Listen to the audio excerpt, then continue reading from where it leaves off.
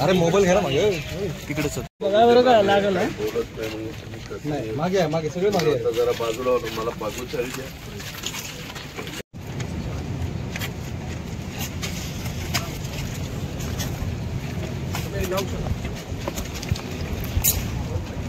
Sir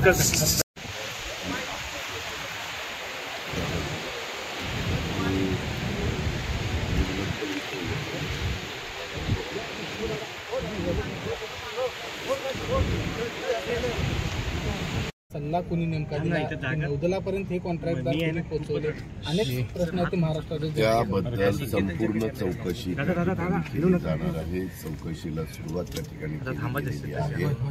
कुठलाही कुणालाही पाठीशी घालण्याचं काही कारण नाही हे मी स्पष्टपणे आपल्याला मार्फत दादा दीपक केसरकरांनी असं म्हटलंय 27 फुटी जो आहे त्याच्याऐवजी 100 फुटी पुतळा उभारू। या संदर्भामध्ये राज्याच्या प्रमुखांच्या नेतृत्वाखाली चर्चा होईल आणि राज्याचे प्रमुख या नात्याने मुख्यमंत्री सगळ्यांचं म्हणणं जाणून घेऊन जे ठरवतील ते अंतिम। या प्रकरणातील दुसरा एक मुख्य आरोपी चेतन पाटील याला कोल्हापुरात पकडलं गेलं असं एक चर्चा आहे। मी सांगितलं ना, पोलीस डिपार्टमेंट त्यांचं काम करतं चौकशी करण्याचं। आता चौकशीमध्ये ज्यांना त्यांनी बोलवलं पाहिजे, जे कोणी असतील त्यांना बोलवतात, जे कोणी पसार झालेले आहेत त्यांना शोधतात आणि त्यांना त्या ठिकाणी ताब्यामध्ये घेऊन त्यांच्याकडनं चौकशी करतात। चौकशी करणाऱ्या व्यक्ती जोपर्यंत आम्हाला रिपोर्ट देत नाही की असं आहे तोपर्यंत आम्ही काय सांगणार आहे? चौकशी तर होऊन दिली पाहिजे ना। चेतन पाटीलला ताब्यात घेतलंय त्या संदर्भामध्ये हे संपूर्ण पोलीस यंत्रणा आणि बाकीची लोक काम करतात। त्यामध्ये मी काही आपल्याला सांगू इच्छित नाही की बाबा ह्याला ताब्यात घेतलं ताब्यात। पोलिसांना ज्या लोकांना ताब्यात घ्यायचं असेल त्या पद्धतीने पोलीस त्यांचं काम करतील, तो त्यांचा अधिकार आहे, ते चौकशी करतात। दादा शिवप्रेमी राज्यामध्ये आंदोलन तीव्र निषेध व्यक्त करत काय शिवप्रेमींना आवाहन करा?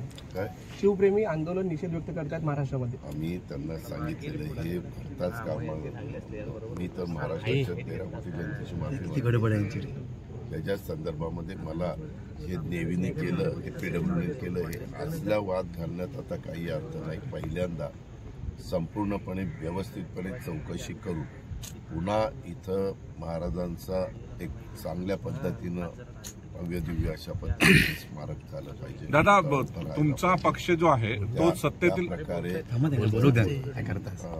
त्या प्रकारे सरकारने लक्ष घातलंय। राज्याच्या मुख्यमंत्र्यांनी काल पण बैठक बोलवली, परवा पण बैठक बोलवली, त्यांनी पण काही सूचना दिलेल्या आहेत। काल रात्री माझंही सीएम साहेबांशी बोलणं झालं, त्यावेळेस देवेंद्रजी पण होते। आम्ही सगळ्यांनी एकमेकाशी चर्चा केलेली।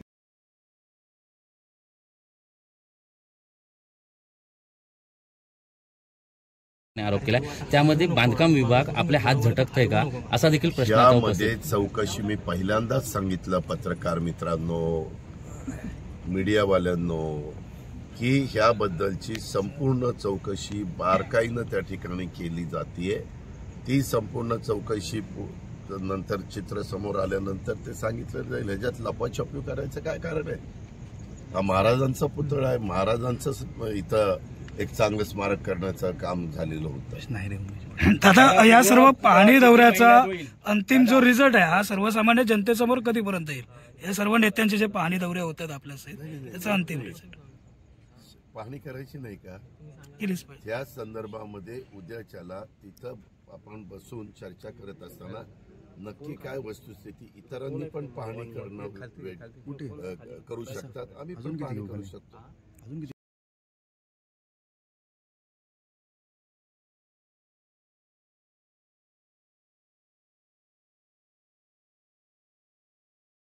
नंतर पाहणी वगैरे सगळं झाल्यानंतर त्याच्याबद्दलची स्पष्ट भूमिका, कारण राम सुतारांनी अनेक पुतळे उभे केलेत, आपल्याला सगळ्यांना माहिती आहे, त्यांना त्याच्यातलं खूप मोठं ज्ञान आहे आणि आता करताना ते इतकं सगळ्या गोष्टी बारकाईनं बघून उमेश मागे केल्या जाणार आहेत. त्याच्यामुळे ते त्यांचाही जसं एखादा स्ट्रक्चरल ऑडिटर आल्यानंतर तो त्याचं ऑडिट करेल किंवा काय स्ट्रक्चर त्याच्यात कुठल्या चुका होत्या का.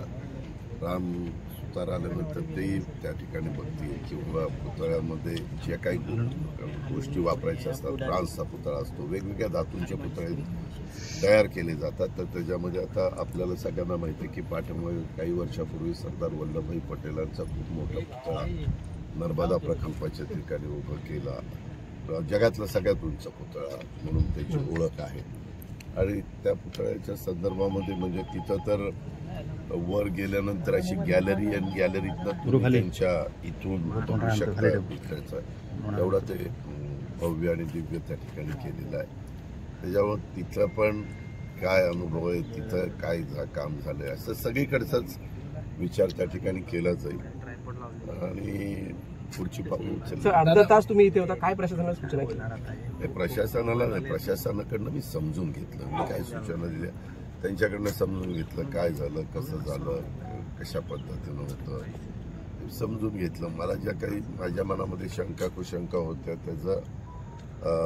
त्याच्याबद्दलचे प्रश्न मी त्यांना विचारले, त्याचे उत्तर मला ह्या गोष्टी मी तर नेहमी म्हणतो आपल्याही मार्फत ह्या महाराष्ट्राला पहिले संयुक्त महाराष्ट्राची निर्मिती झाल्यानंतर मुख्यमंत्री मिळाले ते यशवंतराव चव्हाण साहेब मिळाले. सुसंस्कृत महाराष्ट्र कसा असला पाहिजे, कशा पद्धतीनं तिथं राजकारण झालं पाहिजे, सुसंस्कृतपणा कसा दाखवला पाहिजे, ह्या सगळ्या गोष्टी आपल्याला यशवंतराव चव्हाण साहेबांनी शिकवलेल्या आहेत. उभ्या महाराष्ट्राला त्यांच्याबद्दल अभिमान आहे. नंतर पंतप्रधान उपपंतप्रधान पदापर्यंत, गृहमंत्र्यापर्यंत, अर्थमंत्र्यापर्यंत, परराष्ट्र मंत्र्यापर्यंत ते त्या ठिकाणी तिथं विरोधी पक्षनेत्यापर्यंत त्यांनी अनेक पदं दिल्लीमध्ये भूषवली. आणि आज देखील आपण चव्हाण साहेबांचा इतिहास वाचला, त्यांच्यावर लिहिलेली पुस्तकं वाचल्यानंतर आपल्या सगळ्या गोष्टी लक्षात येते. त्याच्यामुळे प्रत्येक राजकीय पक्षाने, आमच्या सहित सगळ्या राजकीय पक्षांनी तारतम्य ठेवलं पाहिजे, तिथल्या नेत्यांनी तारतम्य ठेवलं पाहिजे, तिथल्या कार्यकर्त्यांनी उत्साहाच्या भरात काही पण करता कामा नये. ही आपल्या महाराष्ट्राची संस्कृती नाही, आपल्या महाराष्ट्राची संस्कृतीची आहे. त्या प्रकारे सगळ्यांनी वागलं पाहिजे. तानाजी सावंत असं म्हणाले की आम्हाला मला बाकीचं पुण्याचं मी इतकं स्पष्ट सांगितलं तरी देखील तुम्ही पुन्हा मला तेच विचारत आहे. राज्य सरकारकडून ह्या पुतळ्याच्या बाबतीत या संपूर्ण आजूबाजूचा परिसर सुशोभीकरणाचं काम केलं गेलं. त्याचा सगळ्यांनाच दुःख आहे. एनडीटीव्ही त्याच्या संदर्भामध्ये वेगवेगळ्या प्रतिक्रिया आल्या, त्याच्यात पुन्हा खोलात परंतु एक गोष्ट निर्विवाद सत्य आहे की युगपुरुष छत्रपती शिवाजी महाराज हे उभ्या महाराष्ट्राचं दैवत आहे. आणि प्रत्येकाला महाराजांच्या इतिहासाच्या बद्दल किंवा महाराजांचं आजपर्यंत जे काही एकंदरीत संपूर्ण इतिहास समोर आलेला आहे त्या सगळ्यांच्या बद्दल एक अभिमान आहे. अनेक ठिकाणी महाराजांचे अश्वारूढ पुतळे, त्याच्यामध्ये ह्याच्यावर बसलेले पुतळे, सिंहासनावर, त्याचबरोबर उभे असणारे पुतळे, असे वेगवेगळ्या प्रकारचे पुतळे उभे केले जातात आणि सगळे जण आदराने तिथं नतमस्तक होतात. आणि त्याच्यातून नवीन पिढीला एक प्रेरणा मिळत असते. सगळ्यांनाच त्याच्यामध्ये एक आनंदही समाधान पण मिळत असतं. परंतु मध्ये जी काही घटना घडली त्याच्यानंतर बरेच वेगवेगळ्या प्रकारच्या प्रतिक्रिया उमटल्या. राज्य सरकारने स्वतः राज्याच्या मुख्यमंत्र्यांनी पण सांगितले, उपमुख्यमंत्र्यांनी पण सांगितले, पण आपल्याला सांगतो राज्यातल्या तमाम जनतेला सांगतो की पुन्हा अतिशय महाराजांच्या नावाला साजेसं अशा प्रकारचं स्मारक उभं करण्याचा निर्णय त्या ठिकाणी झालेला आहे.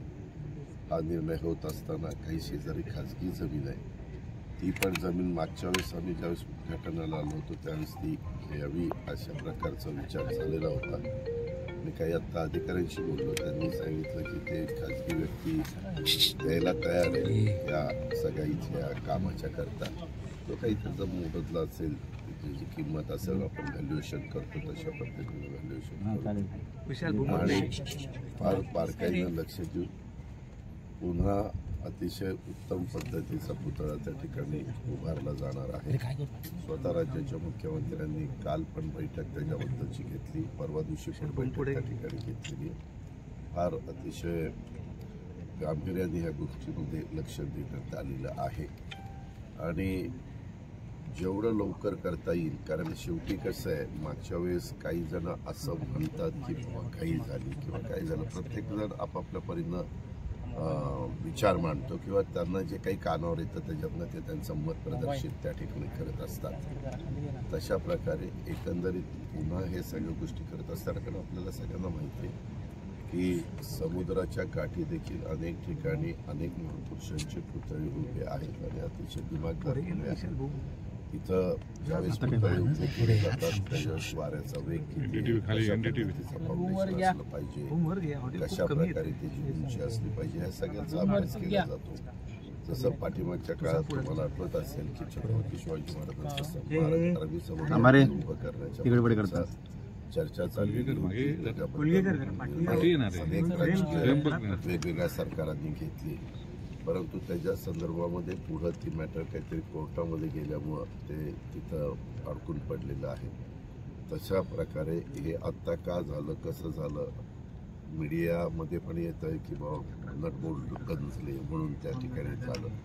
कारण मी पण पंतप्रधान ज्यावेळेस नेव्ही डे साजरा केला गेला त्यावेळेस मी पण त्या अनावरणाला आलो होतो. पुतळ्याचं अनावरण केलेलं होतं. देवेंद्रजी होते, एकनाथराव होते, रवींद्र चव्हाण साहेब होते, स्वतः प्राईम मिनिस्टर होते, CS PWD होते, असे सगळेच लोक त्या ठिकाणी होते. आणि त्यावेळेस उद्घाटन अनावरण करून सगळे निघून गेले आणि त्यावेळेस तर सगळं व्यवस्थित दिसत होतं. परंतु आता हे खोलात जाऊ मागेही आव्हान केलेलं आहे की ह्यांच्या पूर्णपणे डीपमध्ये जाऊन असेल त्यांच्यावर त्या ठिकाणी कारवाई केलेली आहे. अजूनही काही जण व्यक्ती सापडत नाहीत ज्यांनी पुतळ्याचं काम केलं, परंतु ते पळून कुठं जाणार आहे. महाराष्ट्राच्या तर बाहेर जाऊ शकत नाही किंवा देशाच्या बाहेर जाऊ शकत नाही, तर त्या ठिकाणी शोधलं जाईल. पण त्यांच्याकडनं देखील काय त्यांचं म्हणणं आहे, कशा पद्धतीने झालं, NDTV शहानिशा केली कोण मला अतिशय नम्रता. राम सुतार यांच्याशी काहीतरी मुख्यमंत्री एकनाथ शिंदे यांचं बोलणं झालेलं आहे.